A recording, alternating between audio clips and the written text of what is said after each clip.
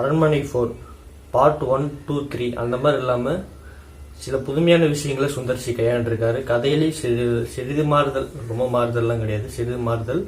But இந்த screen பிளேல character வந்து எழுதப்பட்ட விடம் அப்படின்னு சொல்லிட்டு நிறைய பண்ணியிருக்காரு. ஒரு அரண்மனைக்குள்ள ஒரு 10 பேர் கும்பல் காமெடி பண்ணிட்டு பேசிட்டு சிரிச்சிட்டு அப்படிலாம் இல்லாமல் ஒரு குறிப்பிட்ட கேரக்டர்ஸ் மட்டும் எடுத்துக்கிட்டு அது நல்ல ரைட்டிங் கொடுத்து அந்த கேரக்டருக்கு நல்ல ஸ்க்ரீன் டைம் கொடுத்து ரொம்ப அருமையாக பண்ணியிருக்கா. அப்படி சுந்தர்சி வந்து என்ன அவருக்கே தெரியும், பார்ட் 1, 2, 3 மாதிரி வழக்கமான ஒரு இதை எடுத்துகிட்டு வந்தால் மக்கள் என்ன ரிசல்ட் தருவாங்கன்னு சொல்லிட்டு உஷாரான சுந்தர்சி நிறைய புது விஷயங்களை பண்ணால இந்த படத்தில் தப்பிச்சிட்டார் அப்படின்னு சொல்லணும். குழந்தைகளுக்கு இந்த படம் 100% பிடிக்க ரொம்பவே வாய்ப்பு. பெரியவங்களுக்கு பிடிக்குமான்னு கேட்டால் சற்று வாய்ப்புகள் அதிகம்தான். ஏன்னா அவங்க புது புது விஷயங்களை கொண்டு வந்துருக்காங்க. பெரியவங்களும் என்ன தேட்டருக்கு தனியாக போவாங்க, அந்த மாதிரி தான் பெரியவங்களுக்கும் பிடிக்க வாய்ப்பு இருக்குது. நல்ல ஒரு டீசெண்டான ஒரு வாட்ச் பார்ப்பேன், தமிழ் படங்கள் அதிகம் பார்ப்பேன்னா இந்த படம் பிடிக்க உங்களுக்கு வாய்ப்பு அதிகம்.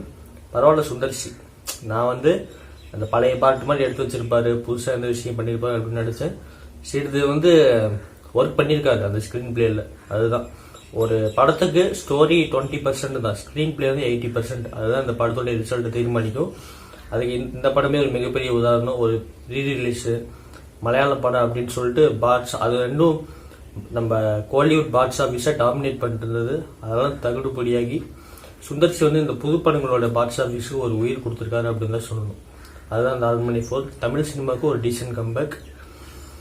டைம் இருந்தால் தேட்டரில் போய் பாருங்க.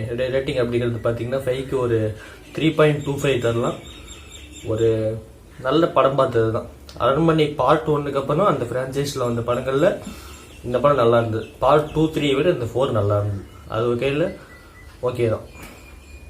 டைம் இருந்தால் பாருங்கள்.